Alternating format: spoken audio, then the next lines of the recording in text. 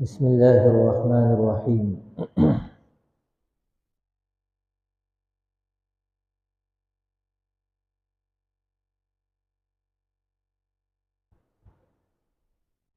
قال يا آدم أنبئهم وإذ قلنا للملائكة اسجدوا لآدم فسجدوا إلا إبليس أبى واستكبر وكان من الكافرين. وقلنا يا آدم اسكن أنت وزوجك الجنة وكلا منها رغدا حيث شئتما ولا تقربا هذه الشجرة فتكونا من الظالمين. حضرت آدم علیہ السلام کے تعلق سے آپ کو سن رہے تھے. اللہ تبارک و تعالیٰ نے جب حضرت آدم علیہ السلام کو بنانے کا ارادہ کیا، فرشتوں کے سامنے اس کا اظہار فرمایا کہ میں آدم کو بنانے والا ہوں اور زمین میں وہ کیا بنیں گے؟ ہمارے خلیفہ بنیں گے، نائب. ہمارے حکموں کو وہ جاری کریں گے، اللہ کے بندوں کو اللہ کی طرف بلانے کا وہ کام کریں گے. جب اللہ تبارک و تعالیٰ نے انسان کو یعنی حضرت آدم علیہ السلام کو اللہ نے بنایا اور ان کو ایک مقام و مرتبہ دیا اور علم فرشتوں سے بھی زیادہ اللہ نے ان کو عطا فرمایا. جب فرشتوں سے زیادہ علم ان کو عطا فرمایا تو اللہ تبارک و تعالیٰ ان کے مقام کو اور بھی بڑھانے کے لیے فرشتوں کو اللہ نے حکم دیا کہ اب تمہیں پتہ چل چکا ہے، آدم علیہ السلام نے وہ سب کچھ بتا دیا جو تم نہ بتا سکے.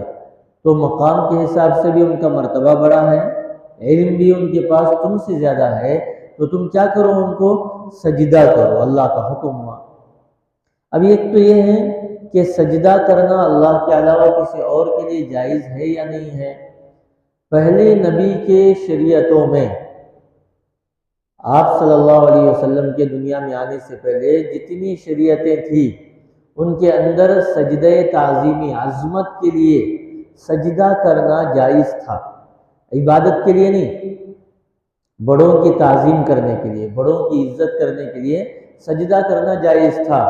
لیکن چونکہ یہ وہ شریعت ہے جو قیامت تک رہے گی، آپ صلی اللہ علیہ وسلم کا دین کیا ہے؟ قیامت تک رہے گا. تو ہر ایسے کام سے روک دیا گیا ہے جس کے اندر عبادت کا شک و شبہ پیدا ہوتا ہے. آدمی دیکھو، عبادت کے بہت سے کام ہیں. ایک تو آدمی تعظیماً کسی کے لیے کھڑا ہوتا ہے اور اپنے کام کے لیے بھی آدمی کھڑا ہوتا ہے، اور کسی چیز کو نیچے گر گئی اس کو لینے کے لیے آدمی جھکتا ہے، کوئی چیز اٹھانے کے لیے جھکتا ہے. یہ کام میں ہونے والی چیزیں، اور یہ نماز میں بھی ہوتی ہے. عظمت کے ساتھ آدمی اللہ کے سامنے کھڑا ہوتا ہے اور رکوع کرتا ہے. لیکن سجدہ جو ہے نا، آدمی کبھی بھی نہیں کرتا، وہ صرف نمازی میں کرتا ہے. کہا کہ سجدے کی وجہ سے جو ایک خاص عبادت ہے، سجدے میں اللہ کا بندہ اللہ سے بالکل قریب ہوتا ہے. تو اللہ تبارک و تعالیٰ نے ہر وہ کام جو خالصتاً اللہ کے لیے ہو اس کو کسی کے سامنے کرنے کو اللہ نے حرام قرار دے دیا. پچھلی امتوں میں جائز تھی یہ چیز، لیکن ہم آپ صلی اللہ علیہ وسلم کی امت ہیں.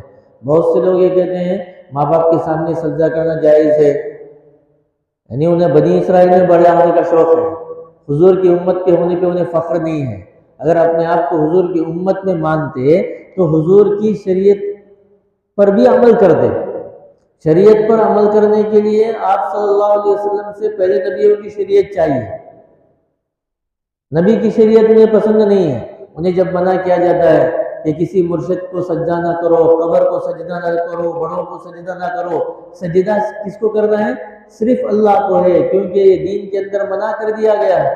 اسی لیے آقا صلی اللہ علیہ وسلم نے ارشاد فرمایا، ایک صحابی رسول تو اللہ کے نبی علیہ السلام کے پاس آئے اور انہوں نے فرمایا کہ یا رسول اللہ، ہم اپنے ملکوں میں دیکھتے ہیں کہ ہمارے مذہب کے لوگ جو عیسائی تھے، ہمارے مذہب کے لوگ اپنے پیشواؤں کو سجدہ کرتے ہیں، اپنے پادریوں کو کیا کرتے ہیں؟ سجدہ کرتے ہیں. آپ بھی ہمیں سجدے کی اجازت دے دیں. تو اللہ کے نبی علیہ السلام نے فرمایا، اللہ تبارک و تعالیٰ نے میری امت کے لیے بطور سجدہ تعظیم کے لیے جھکنا بھی حرام قرار دے دیا ہے. اگر سجدہ کرنا تعظیماً کسی کے لیے جائز بھی ہوتا تو میں بیویوں کو کہتا کہ اپنے شوہروں کے لیے وہ سجدہ کریں، شوہروں کو مقام و مرتبہ بڑھانے کے لیے.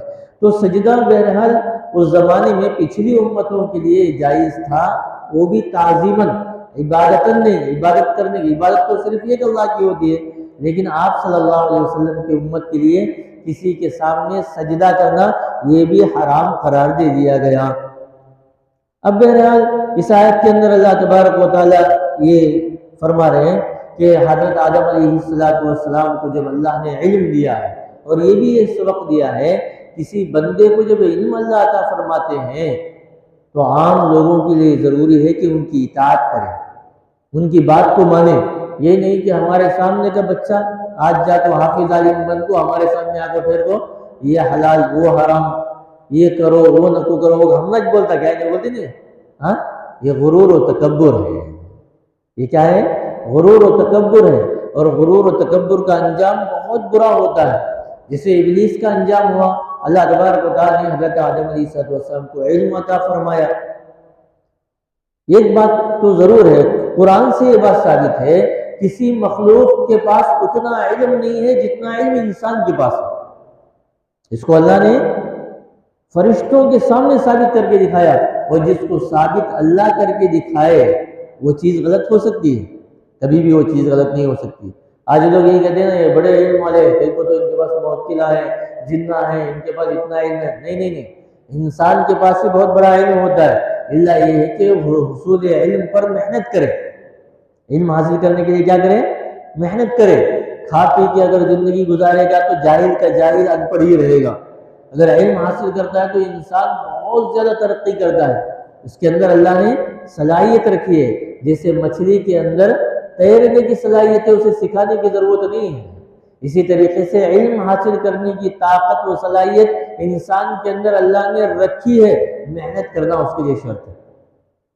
ہیرا ایک پتھر ہوتا ہے لیکن اسے گھس کے تیار کرنا پڑتا ہے جب اس پر اس کی قیمت لگتی ہے۔ اسی طریقے سے علم حاصل کرنے کی صلاحیت، استعداد انسان میں ہوتی ہے، ہمارے اندر اللہ نے رکھی ہے۔ جتنی وہ محنت کرتا ہے اتنا علم اسے اللہ عطا فرماتا ہے، اور جتنا علم اسے ملتا ہے اتنا وہ اللہ کے قریب ہوتا ہے۔ لیکن ضرورت اس بات کی ہے کہ وہ تکبر سے اپنے آپ کو بچائے، ورنہ شیطان جیسا لاکھوں کروڑوں سال اللہ کی عبادت کرنے والا ایک تکبر کرنے کی عادت نے اس کو ہلاکت میں ڈال دیا۔ تکبر سے اپنے آپ کو بچائے تو اللہ تبارک و تعالیٰ نے فرشتوں کو جب حکم دیا، پورے فرشتے حضرت آدم علیہ السلام کے سامنے سجدہ کیے، الا ابلیس، مگر شیطان نے سجدہ نہیں کیا، ابا، انکار کیا۔ انکار کرنے کی بعض مرتبہ بندہ انکار کرتا ہے تو اللہ فوراً پکڑ نہیں کرتے، ہو سکتا ہے کہ جہالت کی وجہ سے کبھی غصے میں آ کر دے بندہ، لیکن اس نے تکبر کیا، اللہ کے سامنے کہا کہ میں اس سے افضل ہوں، میرا مقام اس سے زیادہ ہے، میں کیسے اس کے سامنے جھکوں۔ کہتے ہیں کہ تکبر اتنی بڑی بلا ہے کہ عزازیل راخار کرد، عزازیل کو بھی اس نے ذلیل و رسوا کر کے چھوڑ دیا۔ لاکھوں سال کروڑوں سال اللہ کی عبادت کرنے والا، علم کا ماہر، عبادت میں بھی اس سے زیادہ کوئی عبادت کرنے والا نہیں ہے، لیکن تکبر نے اس کو ہلا کر کے چھوڑ دیا۔ آج کے زمانے کے اندر بھی انسانوں کے اندر تکبر آتا ہے، مال کی وجہ سے آتا ہے یا عبادت کی وجہ سے آتا ہے۔ کہا کہ جب مال اور عبادت کی وجہ سے تکبر آتا ہے تو اس کی عبادت سے جان نکل جاتی ہے۔ بہت سے لوگ مال کے گھمنڈ کی بنیاد پر حق کو قبول نہیں کرتے۔ تکبر کسے کہتے ہیں؟ حق کا انکار کرنا اور لوگوں کو اپنے سے کم تر سمجھنا۔ تکبر کسے بولتے ہیں؟ حق بات کو نہ ماننا، حق کی مخالفت کرنا، غلطی پر رہتے ہوئے بھی اپنی غلطی کو نہ ماننا، اور لوگوں کو اپنے سے کم تر سمجھنا۔ میں اپنے عہدے کی بنیاد پر جیت جاؤں گا، میں اپنے مال کی بنیاد پر جیت جاؤں گا۔ کہا کہ یہ تکبر اتنی بڑی بلا ہے جیسے کفر و شرک کی گندگی انسان کو قرآن سے ہدایت نہیں ملتی، ایسے ہی جس انسان کے اندر تکبر آتا ہے، اللہ فرماتے ہیں سأصرف عن آیاتی الذین یتکبرون فی الارض بغیر الحق، قرآن و حدیث کے ذریعے سے اس کو نصیحت نہیں ملتی، اللہ اسے ہدایت نہیں دیتے۔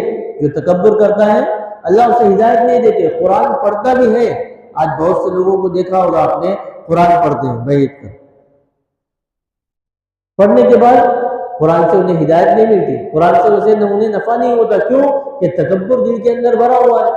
اسی لیے بہت سے اللہ والوں کو ہم نے دیکھا کہ اپنا علاج کرا. تکبر ایسی بیماری ہے کہ انسان کو ترقی کے لیے رکاوٹ کا ایک سب سے بڑا ذریعہ ہے. اسی لیے بہت سے اہل علم، بہت سے لوگ اللہ والوں کی خدمت میں اپنے زندگی کا لمبا وقت لگاتے ہیں. کیوں؟ کہ ہمارے اندر سے حسد نکلے، تکبر نکلے، ریاکاری نکلے. بڑی بیماریاں ہیں. یہ کیا ہے؟ بڑی بیماریاں ہیں. جیسے کسی انسان کو شوگر لگ جائے، وہ روزانہ فروٹ بھی کھاتا ہو، اچھے سے اچھی کی بھی غذا بھی کھاتا ہو، لیکن اندر سے وہ بیماری اسے کمزور کرتے رہتی ہے. ایسے ہی تکبر ہے جس کے اندر یہ آ جاتی ہے، عبادت میں سے جان ختم، قرآن سے اسے ہدایت نہیں ملتی. اور پھر آخر میں کیا ہوتا ہے؟ ان الذین یستکبرون عن عبادتی سیدخلون جہنم داخرین. اللہ تبارک و تعالیٰ کہتے ہیں میرے بندوں میں جو تکبر کرتے ہیں ہم ان سے جہنم کے اندر داخل کریں گے. یہ فیصلہ ہے اللہ تبارک و تعالیٰ کا. تو اس لیے ہمیں اپنے آپ کو تکبر سے بچانا چاہیے. تکبر حق کو قبول کرنے کے راستے میں سب سے بڑی رکاوٹ. مال کی وجہ سے یہ اکثر آتا ہے. مال جب انسان کی زندگی میں آ جاتا ہے تو حق کو قبول نہیں کرتا.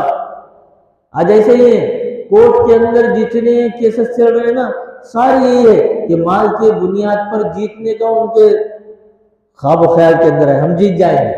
قرآن مجید میں ایسے کئیوں لوگوں کا تذکرہ ہے کہ وہ اپنے مال کی بنیاد پر، اولاد کی بنیاد پر غرور کیا کرتے تھے کہ ہمارے اولاد اچھے عہدوں پر ہے، اچھے کماتے ہیں، ہماری بلڈنگیں ہیں، ہماری جائیدادیں ہیں، ہمیں ذلت نہیں مل سکتی.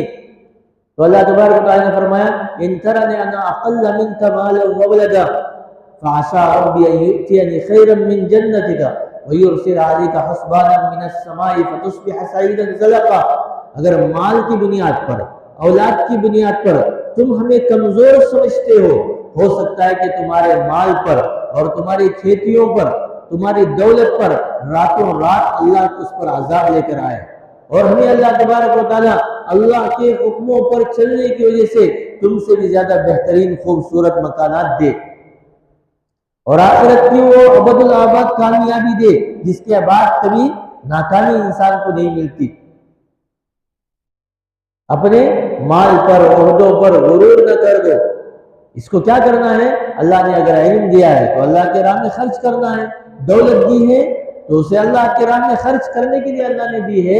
یہ اس کی ذاتی ملکیت نہیں ہے، یہ تو اللہ کی طرف سے اسے امانت ملی ہوئی ہے. لیکن تکبر ایک ایسی بلا ہے کہ انسان کو غرور میں مبتلا کر دیتی ہے. حق کے راستے پر نہیں چلتا، حق کو قبول نہیں کر سکتا، جیسے کہ ابلیس نے کیا. اسی کا تذکرہ اللہ تبارک اس آیت کے اندر فرما رہے ہیں وَإِذْ قُلْنَا لِلْمَلَائِكَةِ اسْجُدُوا لِآدَمَ فَسَجَدُوا إِلَّا إِبْلِيسَ. جب ہم نے فرشتوں سے کہا اسجدوا لآدم، سجدہ کرو آدم کو، فسجدوا، پورے فرشتوں نے سجدہ کیا، الا ابلیس، مگر شیطان نے، ابلیس نے سجدہ نہیں کیا، ابا، انکار کیا، واستکبر، اور بڑائی بیان کی کہ میں بڑا ہوں، میں بڑا ہوں ان سے، وکان من الکافرین. تکبر انسان کو کفر تک پہنچاتی ہے، وہ کافرین میں سے یعنی اللہ کے انکار کرنے والوں میں سے ہو گیا. اللہ تبارک و تعالیٰ سے دعا کرے کہ اللہ تبارک و تعالیٰ ہر بری عادت سے ہماری حفاظت فرمائے، حق کو قبول کرنے کی اور عاجز ہو کر زندگی گزارنے کی اللہ تبارک و تعالیٰ توفیق عطا فرمائے. سبحان اللہ و بحمدہ، سبحانک اللہ.